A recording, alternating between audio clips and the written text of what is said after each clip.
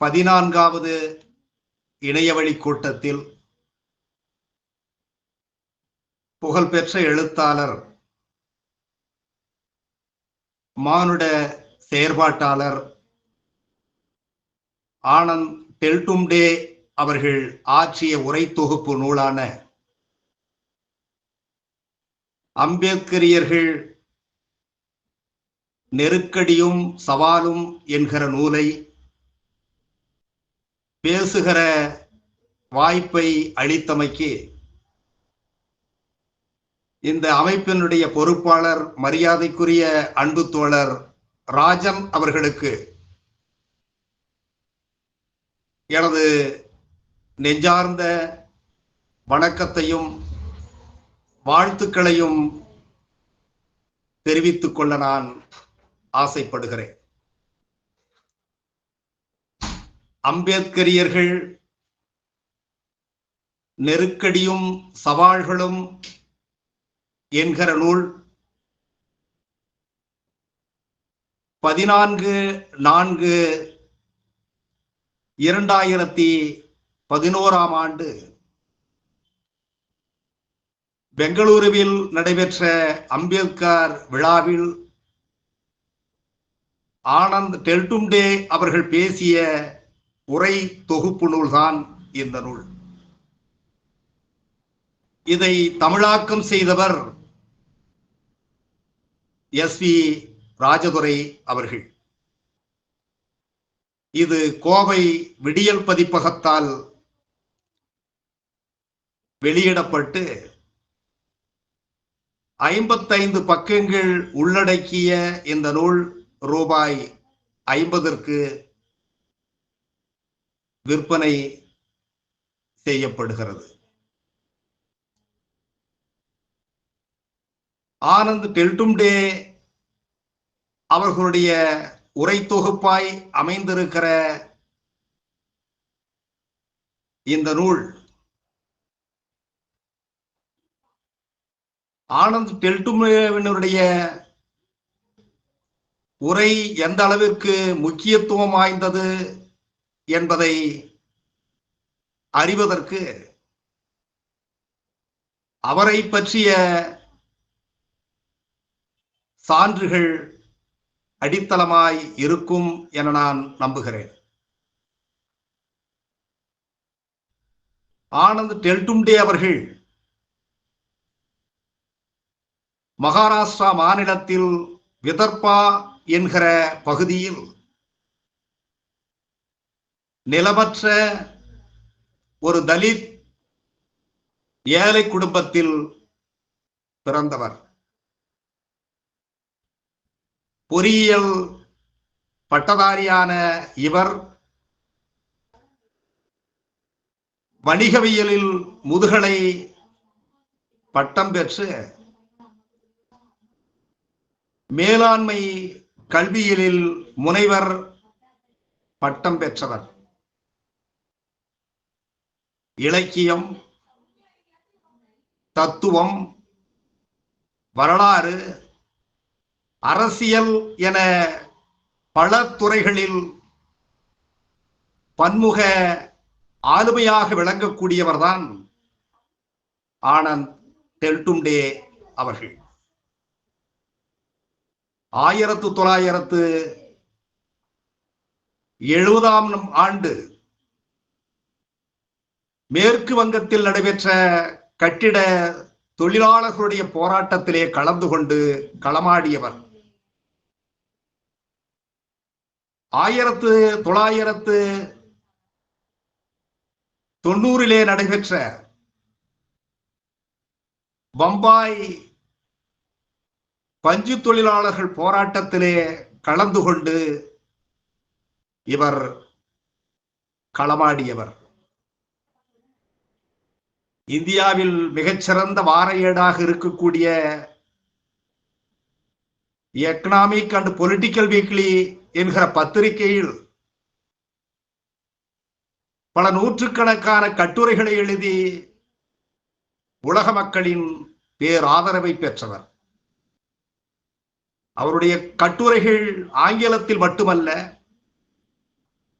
உலகத்தில் பல மொழிகளில் மொழிபெயர்க்கப்பட்டது என்பது கூடுதல் சிறப்பு. அதை கடந்து அவரை பற்றி நாம் தெரிந்து கொள்ள வேண்டியது, நான் முற்போக்கு மேடைகளிலே பேசுகிற போது அடிக்கடி சொல்வதுண்டு,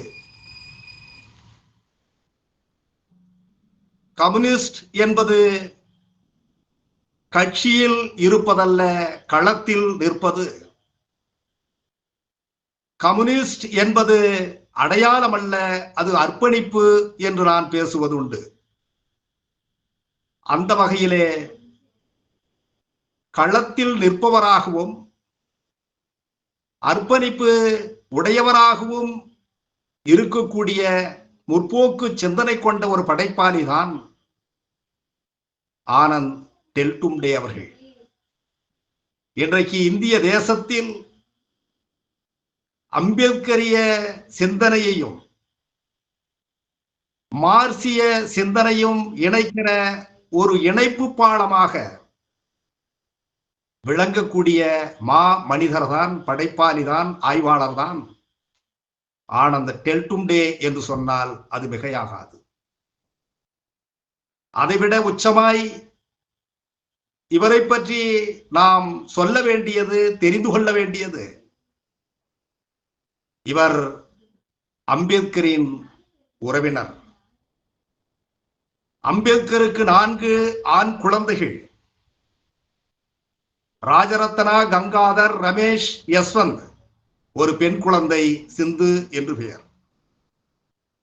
அம்பேத்கரின் அன்பு மகன் யஸ்வந்தராவின் மகன்தான் பிரகாஷ் அம்பேத்கர். பிரகாஷ் அம்பேத்கரின் உடன் பிறந்த சகோதரி தான் ரமா. அந்த ரமாவின் கணவர் தான் ஆனந்த் டெல்டும்டே. அம்பேத்கரின் பேத்தி கணவர் இவர். இதை எதற்காக நாம் சொல்லுகிறோம் என்றால், அம்பேத்கரின் குடும்பத்தில் ஒருவராக இருக்கிறவர், அம்பேத்கரின் இல்லத்தில் வாழ்ந்தவர்களோடு சென்று தரவுகளை திரட்டியவர், அந்த குடும்பத்தை பற்றி முழுமையாக அறிந்தவர் என்பதை யாராலும் மறுத்துவிட முடியாது. அம்பேத்கரினுடைய வரலாற்றை தனஞ்சய் ஹீர் எழுதியிருக்கிறார். ஆனால் அவர் சாவர்கருடைய வாரிசாக இருக்கிறார். அப்படி என்றால் அம்பேத்கரை எப்படி பார்த்திருப்பார், அவருடைய சிந்தனைகள் எப்படி இருக்கும், அவர் எப்படி பதிவு செய்திருப்பார் என்பதை நாம் தெரிந்து கொள்ள முடியும். மராட்டிய எழுத்தாளர் அம்பேத்கருடைய வரலாற்றை எழுதியவர் இருக்கிறார். அவர் ஒரு முற்போக்கான சிந்தனை கொண்டவரா என்றால் இல்லை என்ற பதில் கிடைக்கிறது.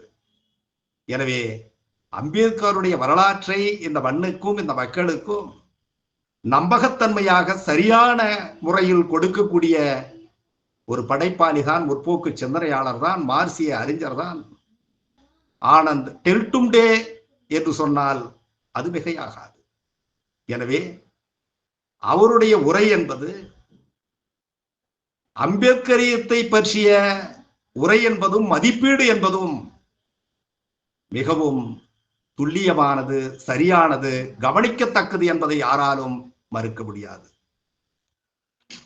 அந்த வகையில் அம்பேத்கர்வாதிகள் சந்திக்கிற நெருக்கடிகள் என்ன, சவால்கள் என்ன என்று நான் ஏற்கனவே குறிப்பிட்டதை போல அம்பேத்கர் விழாவில் பெங்களூரில் அவர் ஆற்றிய உரைதான், தமிழாக்கம்தான் இந்த நூல். இவருடைய உரையை ஒட்டுமொத்தமாக சுருக்கமாக ஒரு நிமிடத்தில் இந்த புத்தகத்தை வாசகரிடத்திலே நாம் கொண்டு செல்ல வேண்டும் முடியும் என்றால், அவர் சொல்லுவது, அவர் விமர்சனமாக வைப்பது, இந்த சமூகத்திற்கு சொல்ல விரும்புவது என்ன செய்தி என்றால், இதைய தலித்து கீழ் அம்பேத்கரை எப்படி பார்க்கிறார்கள்? எங்கள் சாதியை சார்ந்தவர் அம்பேத்கர் என்கிற அளவிலே எங்களுக்காக உழைத்தவர், எங்கள் விடியலுக்காக பாடுபட்டவர், எங்களின் மீட்பர் அம்பேத்கர் என்கிற அளவிலே பார்த்து கொண்டிருக்கிறார்கள். அதை கடந்து அம்பேத்கரின் கோட்பாடு என்ன, அவர் சொல்லியிருக்கிற தத்துவார்த்த ரீதியான கருத்து என்ன என்கிற அடிப்படையிலே அம்பேத்கரை ஒரு கோட்பாட்டு அடிப்படையிலே பார்க்க தவறுகிறார்கள். அம்பேத்கர் சொன்ன சாதி ஒழிப்பை முன்னெடுக்கிற தலித் அமைப்புகள், தலித் இயக்கங்கள், தலித் தலைவர்கள் வர்க்க போராட்டத்தையும் இணைத்து முன்னெடுக்கிற போதுதான் இந்த ஒடுக்கப்பட்ட சமூகத்தினுடைய விடுதலையை வென்றெடுக்க முடியும். இது செய்வதை, இந்த பணியை செய்வதிலே அம்பேத்கர்வாதிகள், அம்பேத்கர் இயக்கத்தை நடத்துகிறவர்கள், தலித் அமைப்பை சார்ந்தவர்கள் தவறுகிறார்கள் என்கிற விமர்சன உரைதான் இந்த நூலிலே அவர் குறிப்பிடப்பட்டிருக்கிற உரை என்பதை தோழமைகளுக்கு முதலில் சொல்லிக்கொள்ள விரும்புகிறேன். அந்த வகையிலே பல நேரங்களில் இதை அவர் வெளிப்படையாக பேசுவதால் இவர் அம்பேத்கருக்கு எதிரானவர் என்று கூட இந்தியா முழுக்க என்னை குற்றம் சாட்டுகிறார்கள், இந்த செய்தியை பரப்புகிறார்கள். ஆனால் என்னை முழுமையாக ஆட்கொண்டிருக்கிற ஒரே சிந்தனை அம்பேத்கரிய சிந்தனை தான் என்று நான் இந்தியா முழுக்க பேசி வருகிறேன் என்று தன்னை நிரூபித்துக் கொண்டிருப்பவர்தான் எழுத்தாளர் ஆனந்த் டெல்டும்டே அவர்கள். அந்த வகையில் இந்த நூலில் பேசியிருக்கிற அவருடைய உரை 3 பாகமாக பிரித்து பேசியிருக்கிறார். ஒன்று, அம்பேத்கரியர்கள் என்பவர் யார், இது முதல் பகுதி. அவர்கள் சந்திக்கிற நெருக்கடிகள் என்ன என்பது 2ஆம் பகுதி. அம்பேத்கர்வாதிகள் சந்திக்கிற சவால்கள் என்ன என்பது 3ஆம் பகுதி. இப்படி 3 பகுதிகளாக அவருடைய உரை இந்த நூலில் தோழர்களே இடம்பெற்றிருக்கிறது. அப்படி இடம்பெறுகிற போது முதல் பகுதி அம்பேத்கரியர் என்பவர் யார் என்று அவர்கள் மீது தனது கோபத்தை, விமர்சனத்தை ஆரோக்கியமான முறையில் வெளிப்படைத்தன்மையோடு, தொலைதூர சிந்தனையோடு முன்வைக்கிறார் ஆனந்த் டெல்டும்டே. புரட்சியாளர் அம்பேத்கர் அவர்கள் வாழ்நாள் முழுக்க இந்து மதத்தை எதிர்த்தார், அதனுடைய சீர்கேட்டை சாடினார். அந்த மதத்தை விட்டு ஒரு கட்டத்திலே வெளியேறினார். ஆனால் இன்றைக்கு தலித் மக்கள், தலித் இயக்கத்திலே இருப்பவர்கள் அந்த இந்து மதத்தை பின்பற்றுபவர்களாக, இந்த இந்து மதத்தில் இருக்கக்கூடிய சடங்குகளை பின்பற்றுபவர்களாக இருக்கிறார்கள். இது நமது கொள்கைக்கு, கோட்பாட்டிற்கு எதிரானது என்றால் கேள்வி கேட்டால் இல்லை இல்லை, முழுமையாக இல்லை, தேவையானதை பின்பற்றுகிறோம் என்று சொல்லி நழுவுகிறார்கள். எனவே இவர்களை எப்படி நாம் அம்பேத்கர்வாதிகள் என்று சொல்ல முடியும்? அதை போலவே அழகாய் ஒரு உதாரணத்தை சொல்லுகிறார் ஆனந்த் டெல்டும்டே. உங்கள் எதிரிகளை எப்படி நீங்கள் முன்னுதாரணமாக, எப்பொழுதும் உங்கள் எதிரிகளை நீங்கள் முன்மாதிரியாக கொள்ள முடியாது. எதிரியின் விளையாட்டை அவனது விதிமுறைகளின்படி விளையாடுகிறீர் என்று சொன்னால் நீங்கள் தோல்விக்கான பாதையை அமைத்து விட்டீர்கள் என்பதுதானே பொருள் என்று அம்பேத்கர்வாதிகள் மீது விமர்சனத்தை முன்வைக்கிறார் ஆனந்த் டெல்டும்டே அவர்கள். அதை போலவே அம்பேத்கரியர் யார் என்கிற கேள்விக்கு அரசியலில் தளத்தில் களத்தில் விடை காண முயல்கிறார் ஆனந்த் டெல்டும்டே. அதற்கு ஒரு அற்புதமான உதாரணத்தை சொல்லுகிறார். இந்திய மண்ணில், மகாராஷ்டிரா மண்ணில் 1980 வாக்கில் புரட்சியாளர் அம்பேத்கர் கருத்து எப்பொழுதும் இல்லாத அளவிற்கு மிக வேகமாக விரவியது, பரவியது. அந்த காலகட்டத்தில் தான் அம்பேத்கருடைய பேரன் யஸ்வந்தராவ் பிரகாஷ் அம்பேத்கர் மிகப்பெரிய அரசியல் அமைப்பை தொடங்கி ஒடுக்கப்பட்ட மக்களை ஒருங்கிணைத்து முற்போக்கான முறையிலே பல போராட்டங்களை முன்னெடுத்தார். எனவே ஒடுக்கப்பட்ட தலைமையின் கீழ் மக்கள் அணிதிரள்வதை பொறுத்துக் கொள்ள முடியாத அன்றைக்கு மகாராஷ்டிரத்தை ஆட்சி செய்த சரத்பவார் இதை அழித்தொழிக்க யாரை பயன்படுத்தினார் என்றால் அதே அம்பேத்கரை தலைவராக கொண்டு அமைப்பு நடத்துகிற அத்வாலேவை பயன்படுத்தினார். அதைவிட நகைச்சுவை, சிதறி கிடக்கிற ஒடுக்கப்பட்ட கூட்டமைப்புகள் அனைத்தும் அத்வாலே தலைமையிலே நான் ஒருங்கிணைக்கப் போகிறேன் என்று சொன்னார். அதிலே பல அம்பேத்கரிய இயக்கங்கள் ஒருங்கிணைந்தது. எனவே அம்பேத்கர் இயக்கத்திற்கு எதிராகவே ஒரு அம்பேத்கர் இயக்கம் இயங்குகிறது என்று சொன்னால், சேர்கிறது என்று சொன்னால், இவர்களை எப்படி நாம் அம்பேத்கர்வாதிகள் என்று அடையாளப்படுத்த முடியும் என்று தனது கோபத்தை அவர் வெளிப்படுத்துகிறார். இப்படிப்பட்ட கொடுமைகள் நடக்கிற போது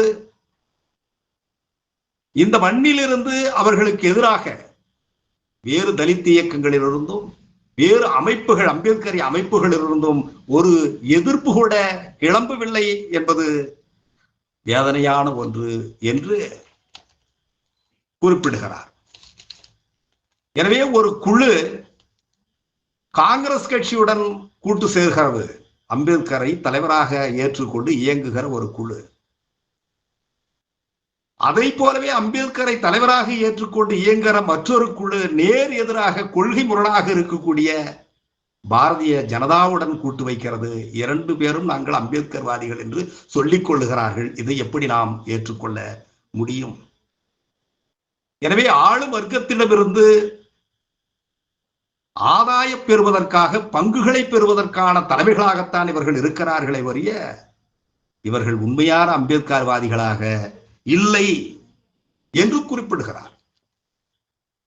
ஆனந்த் டெல்டும்டே ஒரு கருத்தை பதிவு செய்கிறார், மிக முக்கியமானது. எனவே தான் மராத்திய கவிஞன் ஒருவர் அங்க சொன்னாராம், அம்பேத்கர் என்கிற தலைவரை நீங்கள் தவிர்த்து விட்டு நீங்கள் தலைவரானது எப்படி என்று எவராலும் சொல்ல முடியுமா என்ற கேள்வியை முன்வைத்திருக்கிறார்.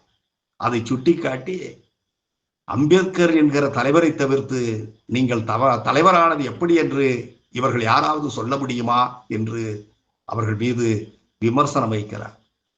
எனவே இந்தியா முழுக்க அம்பேத்கரியர் யார் என்ற கேள்விக்கு பதில் கிடைக்காமல் சுற்றி வருகிறேன் என்று தனது ஆதங்கத்தை அவர் வெளிப்படுத்துகிறார்.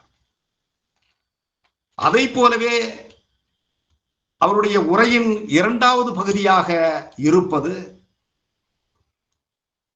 அம்பேத்கர் வாதிகளுக்கு ஏற்பட்டிருக்கிற நெருக்கடி என்கிற தலைப்பு. அதிலே 7 வகையான நெருக்கடிகளை பட்டியல் போடுகிறார். அந்த நெருக்கடிகளில் முதல் தலைப்புத்தான், அவர் தந்திருக்கிற தலைப்புத்தான் அடையாள நெருக்கடி. மிக முக்கியமானது, கவனிக்கத்தக்கது. தலித் மக்கள் புரட்சியாளர் அம்பேத்கரை உடனுக்குடன் அவர்களுக்குள்ளாக பேசுகிற போது பெருமையாக பேசிக்கொள்வதும் தலைமையில் தூக்கி வைத்து கொண்டாடுகிற போக்கு இருக்கிறது. அது நல்லதுதான். ஆனால் அதே தலித் மக்கள் உயர் சமூகம் என்று சொல்லக்கூடிய சமூகத்திடமிருந்து உறவு வைக்கிற போது, பேசுகிற போது தன்னை மறைத்துக் கொள்ள தலித்துகள் முற்படுகிறார்கள். அப்படி மறைத்துக் கொள்ளுகிற முயற்சித்தான் தன்னுடைய பெயரை மாற்றிக்கொள்ளுகிற முயற்சி.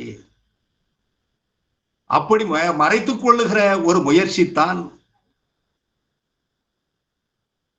வீட்டின் வரவேற்பறையில் அம்பேத்கர் படத்தை, மற்ற படங்களை மாட்டி வைத்து அம்பேத்கர் படத்தை தவிர்ப்பது. அப்படி அடையாளத்தை மறைத்துக் கொள்ளுகிற ஒரு முயற்சி தான் மேல்சாதி பேசுகிற மொழியை கற்றுக்கொண்டு பேசுவது, அவர்களுடைய வாழ்க்கை முறையை அவர்களுடைய பண்பாட்டின் படி நடப்பது, பின்தொடர்வது என அடையாள நெருக்கடி என்கிற தலைப்பில் இந்த கருத்துக்களை அவர் பதிவு செய்திருக்கிறார். இரண்டாவது, கருத்து நிலை நெருக்கடி. அம்பேத்கரின் கருத்தியல் என்பது இந்த தேசத்தில் மகத்தானது. இது யாராலும் மறுத்துவிட முடியாது. ஆனால் இந்த கருத்தியலுக்கு இங்கே நெருக்கடி ஏற்பட்டிருக்கிறது என்று சொன்னால், சாதி ஒழிப்பு அம்பேத்கர் கருத்தியல் என்றால் அம்பேத்கரை தலைவராக ஏற்றுக்கொண்டு சாதி ஒழிப்புக்கு எதிராக பேசக்கூடியவர்களும் அம்பேத்கர் வாதிகளாக இங்கே இருக்கிறார்கள். 1938 வாக்கிலே புரட்சியாளர் அம்பேத்கர் அவர்கள் நமக்கு 2 எதிரிகள் நீங்கள் அடையாளம் காண வேண்டும் என்று சுட்டிக்காட்டினார். அதிலே ஒன்று பார்ப்பினியம், இரண்டாவது முதலாளித்துவம். அதை அடுத்து சொல்லுகிற போது தலித் சமூகத்துக்குள்ளேயும் பார்ப்பினியம் வரும் என்று சொல்லி இருக்கிறார். ஆனால் இந்த கருத்தியலை சரியாக ஒடுக்கப்பட்ட மக்கள் புரிந்திருக்கிறார்களா, அறிந்திருக்கிறார்களா, கோட்பாட்டை உள்வாங்கி இருக்கிறார்களா என்றால் இல்லை என்கிற பதில்தான் கிடைக்கிறது. தலித்துக்குள்ளே உருவாகி இருக்கிற பார்ப்பனர்களை எப்பொழுதும் இவர்கள் கண்டித்தவர்கள் இல்லை. ஆனால் பார்ப்பன சாதியில் பிறந்த பார்ப்பனர்களை மட்டுமே கண்டிக்கிற ஒரு போக்குத்தான் இங்கே தொடர்ந்து நிலவுகிறது. எனவே தலித்துக்களாக வசதி பெற்றவர்கள், செல்வந்தர்களாக உயர்ந்தவர்கள் கீழ்நிலையில் இருக்கக்கூடிய மக்களை பற்றிய அம்பேத்கரிய எந்த சிந்தனையும் செயல்படுத்தக்கூடியவராக புரட்சியாளர் அம்பேத்கரினுடைய கருத்துக்களை சரியாக உள்வாங்க முடியாதவர்களாக இந்தியா முழுக்க இருக்கிறார்கள் என்பதை இந்த கருத்து நிலை நெருக்கடி என்கிற தலைப்பிலே சுட்டிக்காட்டுகிறார் ஆனந்த் டெல்டும்டே அவர்கள். அதற்கடுத்து 3ஆம் தலைப்பு தலைமை நெருக்கடி. தலித்துக்கள் இந்தியா முழுக்க குறுக்கு நெடுக்காக சிதறி கிடப்பதால், சிறு சிறு குழுக்களாய் இருப்பதால் இங்கே தலைமை நெருக்கடியை இவர்கள் எதிர்கொள்ள வேண்டிய சூழல் ஏற்படுகிறது. அதை கடந்து இந்த ஒடுக்கப்பட்ட சமூகத்தில் ஒரு தலைமை ஏற்படுவதாய் வைத்துக் கொண்டால், அந்த தலைமையை வலுப்படுத்துவதற்கு மக்கள் அணிதிரண்டால், அது ஒரு குறிப்பிட்ட வளர்ச்சியை அடைகிற போது அந்த தலைமைக்கும் அந்த சமூகத்தினுடைய கடைகோடி மனிதனுக்கும் மிகப்பெரிய இடைவெளி தான் ஏற்படுகிறது. எனவே அந்த அமைப்பிற்கு தலைமை தாங்கக்கூடியவர்கள் பொருளாதார வசதி பெற்று செல்வந்தர்களாய் மாற முற்படுகிற போது அவர்கள் யாரை எதிர்த்து அரசியல் செய்ய வேண்டும் என்று களத்திற்கு வந்தார்களோ அவர்களிடத்திலே இருந்து கொடை பெறுகிற நிலை ஏற்படுகிறது. எனவே எந்த கொள்கைக்காக, எந்த லட்சியத்திற்காக இயக்கம் தொடங்கினார்களோ அந்த லட்சியம் இதன் மூலம் முழுமையாக சிதறடிக்கப்படுவதை இந்தியா முழுக்க நம்மால் பார்க்க முடிகிறது என்கிற கருத்தை தலைமை நெருக்கடி என்கிற தலைப்பில் ஆனந்த் டெல்டும்டே அவர்கள் சுட்டிக்காட்டுகிறார். அதைத் தொடர்ந்து நான்காவது கருத்தாய் அவர் வைக்கிற விமர்சனம் அரசியல் நெருக்கடி. புரட்சியாளர் அம்பேத்கர் அவர்கள் அரசியல் அதிகாரத்தின் மூலம்தான் நீங்கள் இழந்திருக்கிற அத்தனை உரிமைகளையும் பெற முடியும் என்று சொன்னவர் புரட்சியாளர் அம்பேத்கர் அவர்கள். எனவே நாம் அதிகாரம் பெற வேண்டும் என்கிற வேட்கையோடு அரசியலிலே தலித் மக்கள் முனைப்பாக ஈடுபடுவது வரவேற்கத்தக்கதுதான். ஆனால் அப்பணி சிறப்பாக இங்கே செய்யப்படுகிறதா என்று சொன்னால் இல்லை என்கிற பதில்தான் அங்கும் கிடைக்கிறது என்று சுட்டிக்காட்டுகிறார். அதிலே ஆனந்த் டெல்டும்டே ஒரு மிக முக்கிய செய்தியை பதிவு செய்திருக்கிறார்.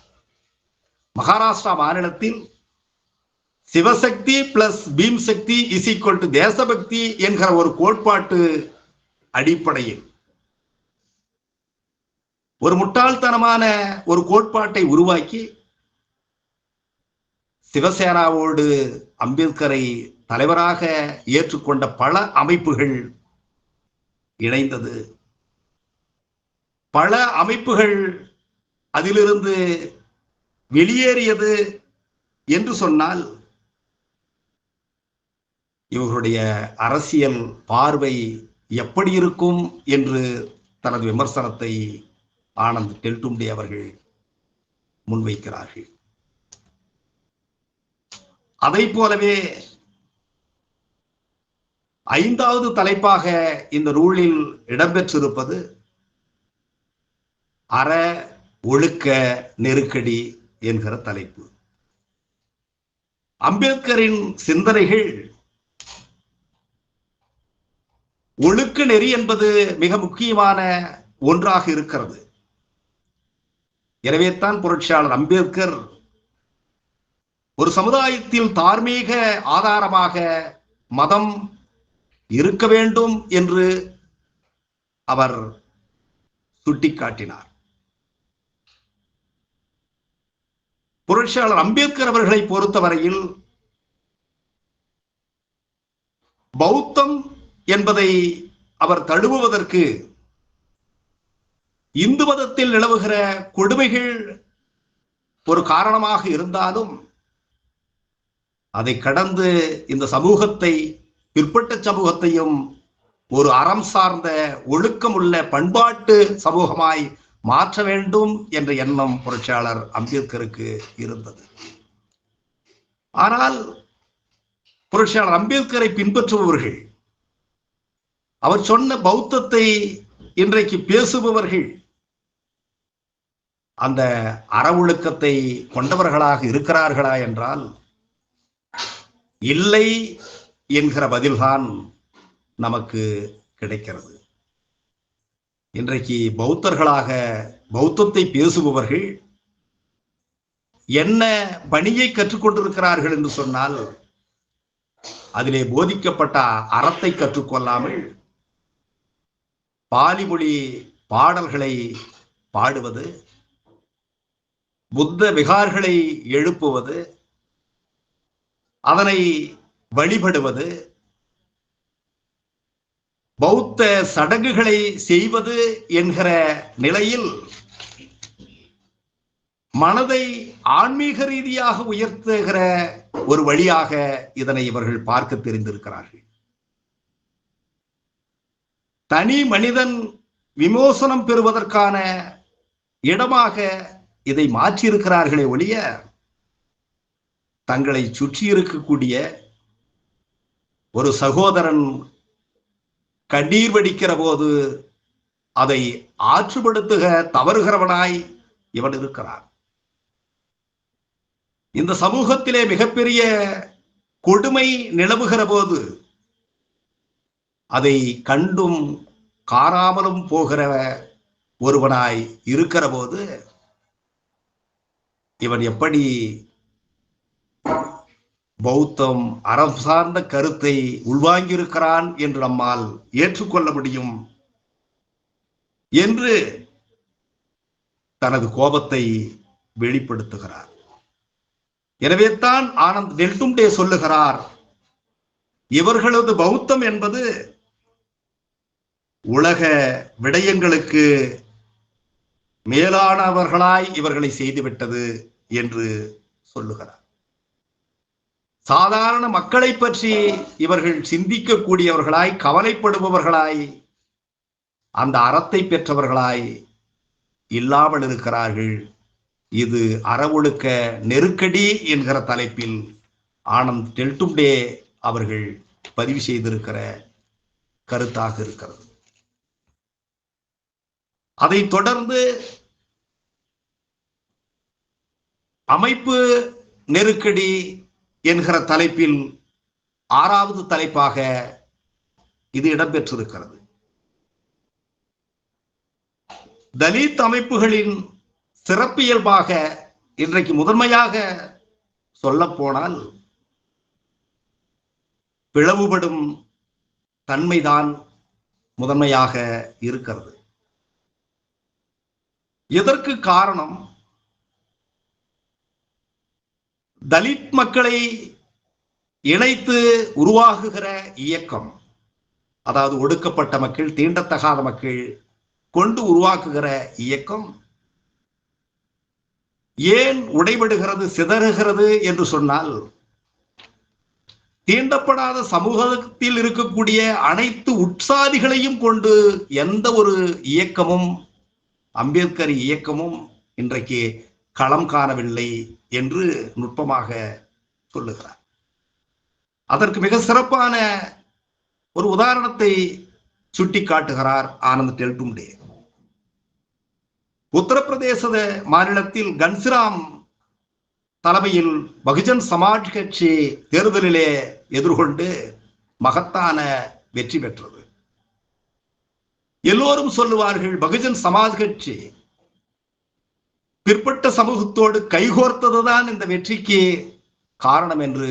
ஆனால் நான் சொல்கிறேன், அது காரணம் அல்ல.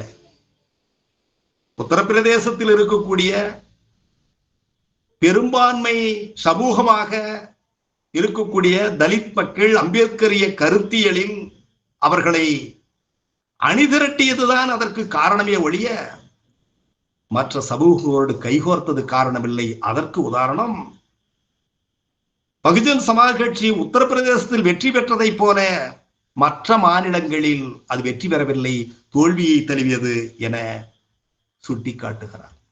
இப்படி ஒடுக்கப்பட்ட தலித் சமூகத்திலே உருவாகக்கூடிய அமைப்புகளுக்கு ஏற்படுகிற நெருக்கடிகள் என இந்த தலைப்பின் கீழ் அவர் சுட்டிக்காட்டுகிற ஒரு கருத்தாக இது இருக்கிறது. அந்த நெருக்கடியிலே 7வது நெருக்கடி வாழ்க்கை நெருக்கடி என்கிற தலைப்பு கொடுக்கப்பட்டிருக்கிறது.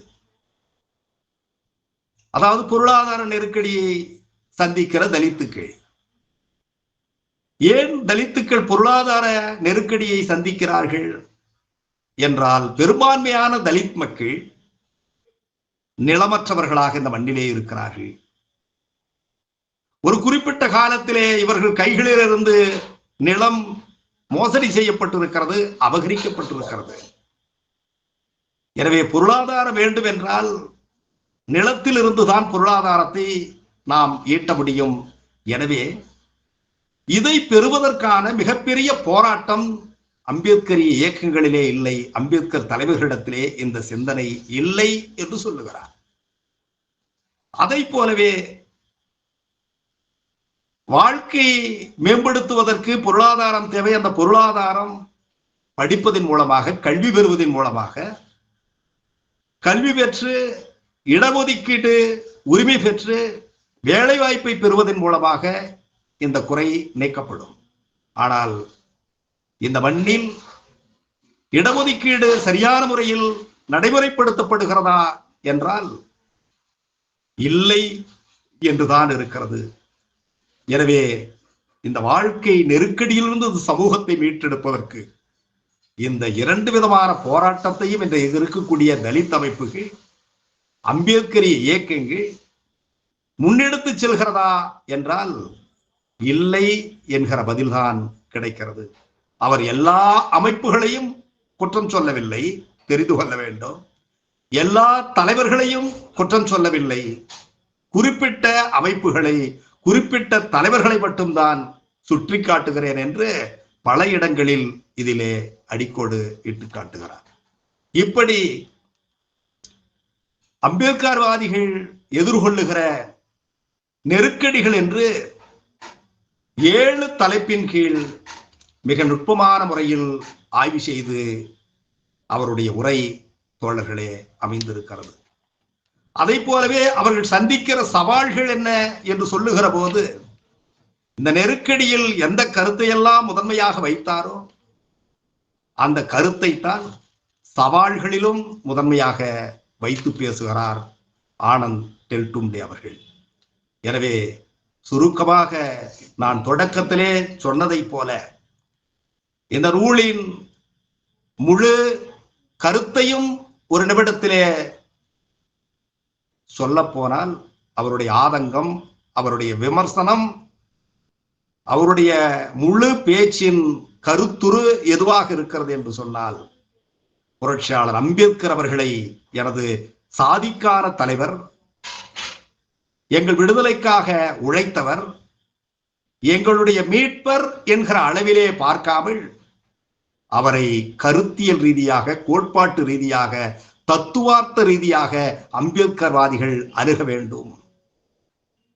அம்பேத்கர் சொன்ன சாதி ஒழிப்பை முன்னெடுக்கிற அம்பேத்கர்வாதிகள் அதற்கு இணையாக வர்க்க போராட்டத்தையும் முன்னெடுப்பதுதான் இந்தியாவில் இருக்கக்கூடிய ஒடுக்கப்பட்ட மக்களின் விடுதலைக்கு அமைக்கிற மிகப்பெரிய பாதையாக இருக்கும் என்று தோழர்களே அவருடைய உரையை நிறைவு செய்திருக்கிறார். இப்படி மிக சிறப்பான ஆய்வு நூலாக, உரையாக இருக்கிற இந்த நூலை